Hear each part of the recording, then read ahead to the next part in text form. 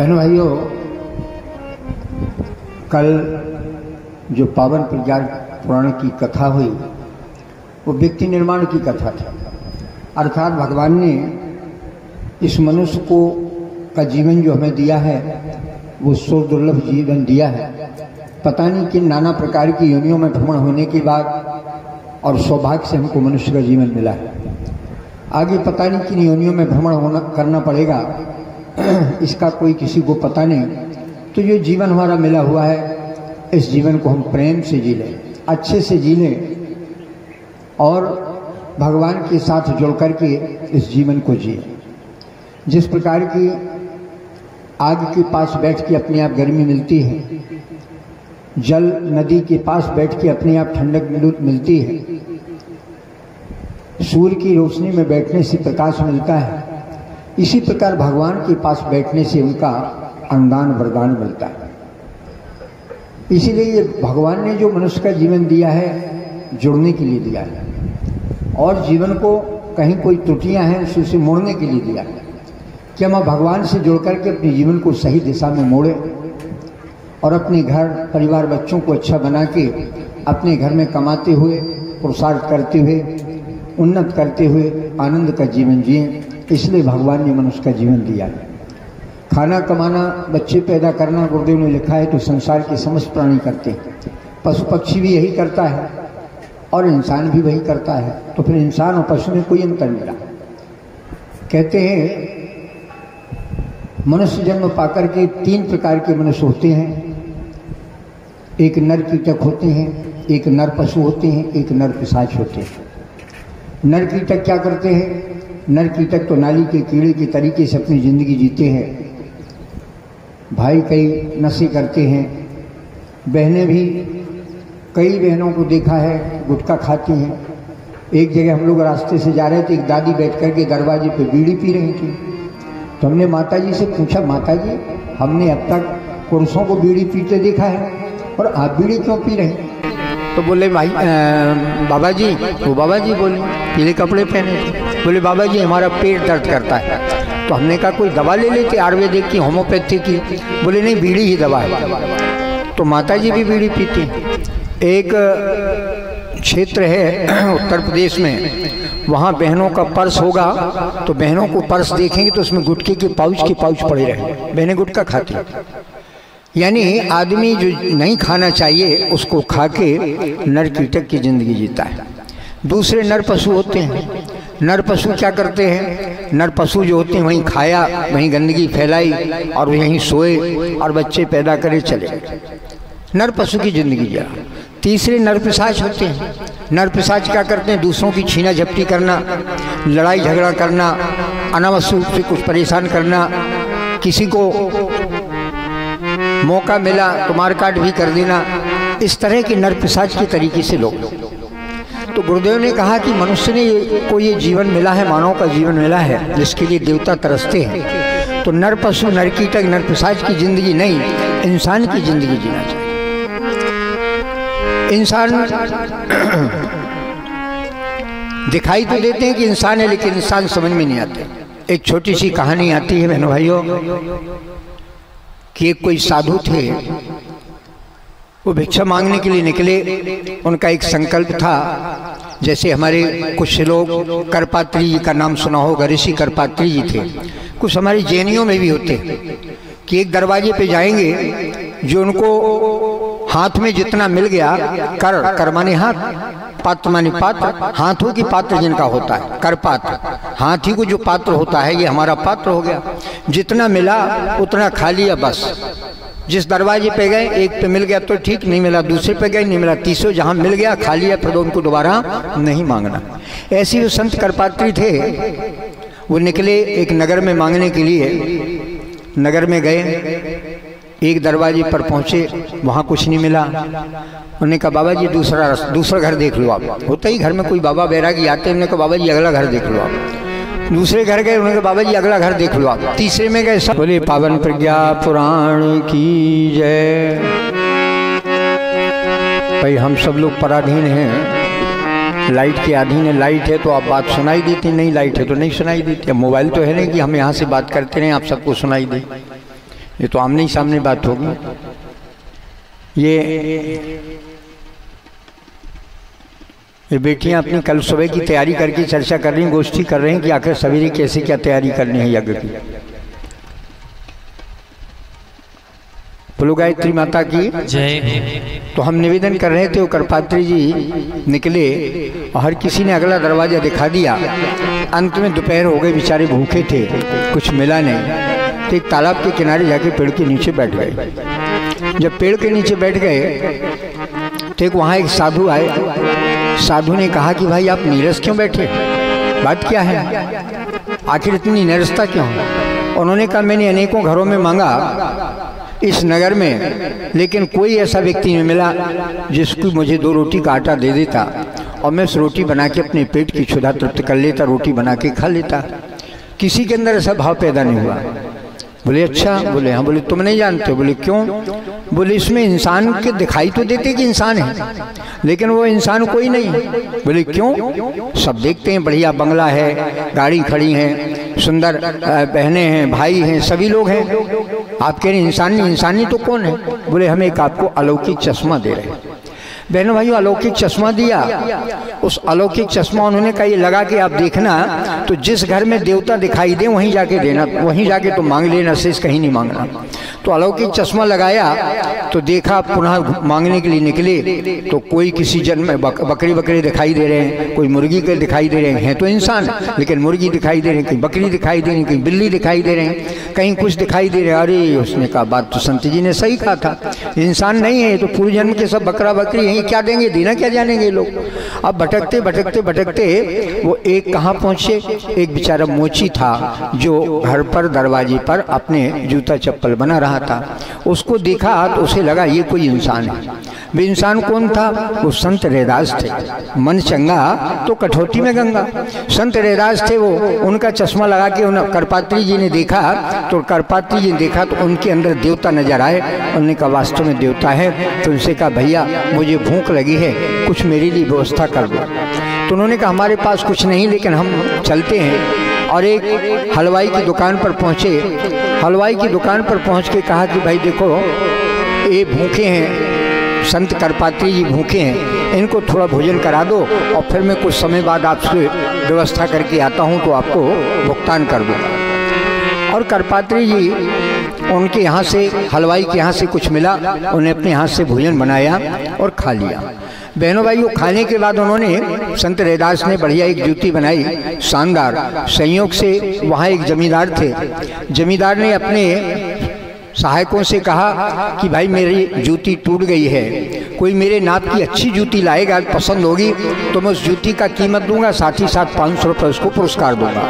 अब उनके सहयोगी सैनिक निकले, पता लगा तो चौराहे पर वो संत रैदास जूते बेच रहे थे। भाई किसी को जूती पहनना हो तो ये जूती। उन्होंने पूछा कितने दाम? बोले 5 रुपये। बोले आप हमारे जमींदार साहब के यहाँ चलें, वहाँ ये जूती उनको ज़रूरत है। जैसे ही जमींदार के पास गए, उन्होंने जूती पहनी, उनको पसंद आ गई, वो पैर में फिट हो गई। उन्होंने कहा तो बहुत अच्छी है ये तो। अब बोले कीमत क्या है? बोले 5 रुपये। बोले नहीं नहीं, ये कीमत 5 रुपये तो देंगे ही, लेकिन 500 रुपये पुरस्कार है। तो संत रैदास बोले कीमत 5 रुपये और 500 रुपये, आप ठहरिए, ये मेरी नहीं है। बोले किसकी है? बोले हम लेके आते हैं। और करपात्री जी को लेके आए जमींदार के पास, और जमींदार से कहा कि ये जूती का दाम इनको पाने का हक है, क्योंकि इनके नाम की हमने जूती बनाई थी। अब ये पारिश्रमिक इन्हें मिलना चाहिए ताकि ये दर दर न भटकें और इनके अपने शोहरा तृप्ति के लिए दर दर भटकते रहे। इनको 2 रोटी का किसी ने आटा नहीं दिया। इसलिए कहते हैं कि सब, कोई बकरी है, कोई मुर्गा है, कोई तोता है, कोई बिल्ली है, इंसान के रूप में है, लेकिन वो इंसान नहीं। इंसानियत आदमी के अंदर है ही नहीं, दया का भाव उनके अंदर है ही नहीं, देने का भाव उनके अंदर है ही नहीं। इसलिए बेचारे निराश होकर हमारे पास आए हैं। तो ये राशि उनकी है। तो राजा ने, जमींदार ने पूछा कि आखिर इनकी जूती कैसे हो सकती है? तो उन्होंने कहा, पूरी कहानी बताई कि मांग रहे थे, किसी ने दिया नहीं, पर संत ने अलौकिक चश्मा दिया। जब अलौकिक चश्मा से देखा तो कोई मनुष्य नहीं दिखाई दिया, सब भेड़ बकरी मुर्गा बिल्ली के रूप में दिखाई दिए। इसलिए फिर मैंने इनके पास पहुंचा तो इनका ही इंसान का स्वरूप नजर आया। इनसे मैंने मांगा तो इनने हमारी मदद की। अब हमारी मदद के लिए उन्होंने संकल्प लिया कि आगे भी इन्हें भिक्षा न मांगनी पड़े, इसलिए उन्होंने जूती बना करके बेची और उसका जूती का मूल हमें दे रहे हैं। तो जमींदार ने कहा अलौकिक चश्मा है, उन्होंने कहा तो जमींदार ने कहा भाई अपना चश्मा दिखाओ तो सही।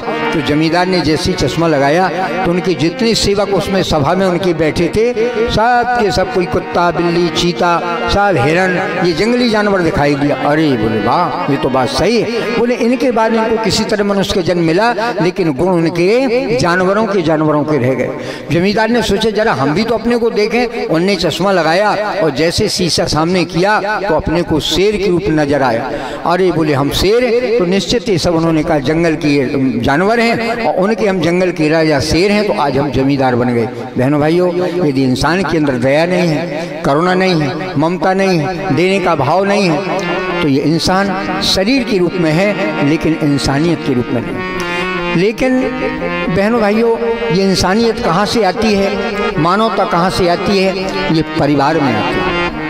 क्योंकि गृहस्थ, गुरुदेव ने लिखा है एक तपोवन, गोस्वामी जी ने लिखा है गृह कार्य नाना जंजाला तेयति दुर्गम शैल विशाला। ये जो गृहस्थ होती है, गृहस्थ में व्यक्ति का जीवन ही सुधरता है, बनता है, बिगड़ता है। इसलिए हमारे ऋषियों ने गृहस्थ आश्रम बनाया है। 4 आश्रम होते हैं। पहला आश्रम ब्रह्मचर्य का होता है, दूसरा गृहस्थ का होता है, तीसरा वानप्रस्थ का होता है, चौथा संन्यास का होता है। ये 4 आश्रम होते हैं। 4 आश्रम में ही आदमी जीवन का सुधार। इसी गृहस्थ आश्रम में डॉक्टर बनते हैं, इंजीनियर निकलते हैं, मास्टर बनते हैं और हर प्रकार के कृषक किसान भी बनते हैं, व्यापारी भी बनते हैं। सभी इसी परिवार से निकलते हैं। इसलिए ऋषि संत सुधारक सहित सभी के सभी गृहस्थ से जन्म लेते हैं, परिवार से जन्म लेते हैं। इसलिए परिवार की परंपरा बहुत ही महत्वपूर्ण है। ऋषियों ने परिवार का नाम दिया, जैसे गुरुदेव ने गायत्री परिवार का नाम दिया। गायत्री परिवार क्यों दिया? गायत्री परिवार अर्थात समझदारों का परिवार। और परिवार क्यों रखा ऋषियों का नाम? कुछ और नाम रखते। परिवार का 4 अक्षर से मिला हुआ परिवार बना हुआ, पा री वा और रा। परि से मतलब होता है परस्पर, जहाँ रिश्ते होते हैं, परस्पर रिश्ते होते हैं। माता पिता होते हैं, भाई बहन होते हैं, देवर भाभी होते हैं, देवरानी जेठानी होते हैं, सास बहू होते हैं, बुआ फूफा होते हैं। परिवार में रिश्ते होते हैं। लेकिन वो रिश्ते कब चलते हैं? वा और रा, जब वाणी रसमय होती है। वाणी रसमय, इसलिए परिवार बना। यदि वाणी रसमय नहीं है, कोई रिश्तेदार आपके घर में आया और रिश्तेदारों से आपने प्रेम स्नेह का व्यवहार नहीं किया, उनका सम्मान नहीं किया, तो वो कहते हैं कि भाई इस घर में जाने से कोई फायदा नहीं। उनके अंदर तो प्यार और स्नेह ही नहीं है, ऐसे घर में जाने से क्या फायदा। इसीलिए हमारे ऋषि ने कहा कि परिवार में परस्पर जो रिश्ते होते हैं वो परस्पर रिश्ते कब चलते हैं? जब वाणी परिवार में रसमय होती है। बहनों भाइयों, द्रौपदी ने अपने ही परिवार के सदस्य किसको? दुर्योधन को एक शीश महल तैयार किया। उस शीश महल में जल का थल और थल का जल दिखता था। दुर्योधन का आमंत्रण किया गया। दुर्योधन जब पहुंचे तो उन्होंने सोचा तो मैटिंग बिछी हुई है, बढ़िया सी है, और वो मैटिंग पे जैसी चलने लगे, लेकिन वो मैटिंग की जगह, थल की जगह जल था, तो उसमें गिर गए पानी में। रप्पे से जब गिर गए, द्रौपदी ऊपर खड़ी थी। महाभारत में आता है द्रौपदी हंसी, और केवल हंसी नहीं बहनों भाइयों, क्या कह दिया? अंधों की अंधी क्षमता।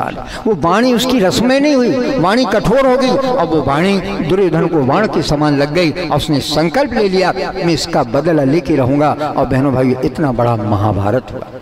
इसलिए परिवार में यदि प्रेम स्नेह होता है तो गुरुदेव ने लिखा है प्यार और सहकार से भरा पूरा परिवार ही धरती का स्वर्ग। यदि परिवार में एक दूसरे के प्रति प्रेम स्नेह नहीं है, एक दूसरे के प्रति ईर्ष्या है, एक दूसरे के प्रति द्वेष है, एक दूसरे के प्रति घृणा है, तो परिवार वो सुख में नहीं रह सकते। ये नहीं होना चाहिए, क्योंकि 4 दिन की चांदनी फिर अंधेरी रात। जिंदगी किसी 100 वर्ष तक कोई नहीं जी पाता। बहुत कम लोग होते हैं जो 100 वर्ष तक जीते हैं। अरे जितने दिन की जिंदगी भगवान ने दी है, हम अपने परिवार में, अपने पड़ोस में प्रेम स्नेह के साथ रहें, आपकी जिंदगी सुखमय हो। यदि आप प्रेम स्नेह के साथ नहीं रहते हैं, घर परिवार में एक दूसरे ईर्ष्या करते हैं, एक दूसरे से द्वेष करते हैं, एक दूसरे का नाना प्रकार की छीना झपटी चाहते हैं, उनकी जगह हमें ज़्यादा मिल जाए, हमारी जगह उनको ज़्यादा मिल जाए, बहनों भाइयों, परिवार वो बिखरने लगते हैं। पहले एक एक परिवार में 100-100 लोग रहते थे और वो संयुक्त परिवार हुआ करते थे। अब वो संयुक्त परिवार नहीं रह गए, अब तो स्टैंडर्ड फैमिली हो गई। स्टैंडर्ड फैमिली क्या हो गई? हम, हमारी पत्नी, हमारे बच्चे, बस। माता पिता कहीं चले जाएं, देवरानी जेठानी कहीं चले जाएं, भाई भाभी कहीं चले जाएं, कोई मतलब नहीं। हमारी तो स्टैंडर्ड फैमिली, वो संयुक्त परिवार समाप्त हो गए। तो बहनों भाइयों, आइए माँ से प्रार्थना करते हैं, माँ हमको ऐसी शक्ति, ऐसी समझदारी, ऐसी विवेकशीलता देना जिससे हमारे अंदर प्रेम स्नेह का भाव हो, परिवार में मिलजुल कर रहने की सामर्थ्य पैदा हो, हमारा परिवार आदर्श परिवार हो, हमारा परिवार स्वर्ग जैसा बने।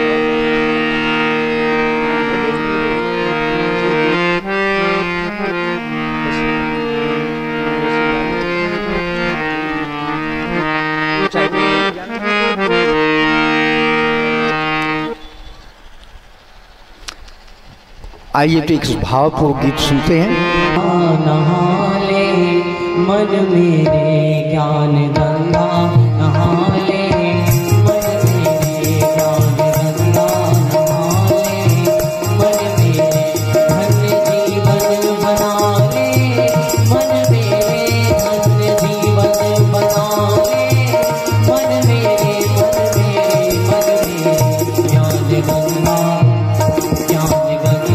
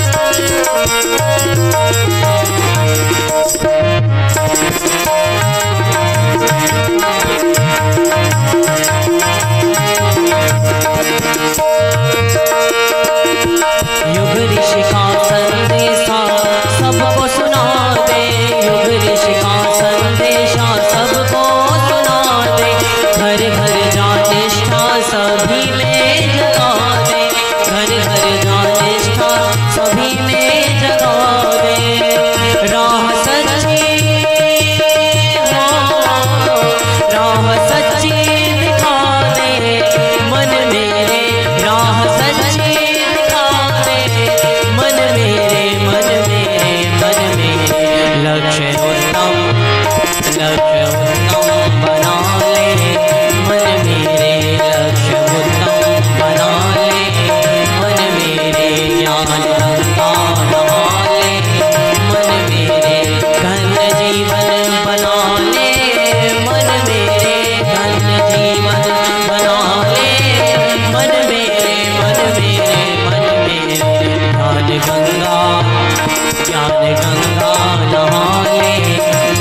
रे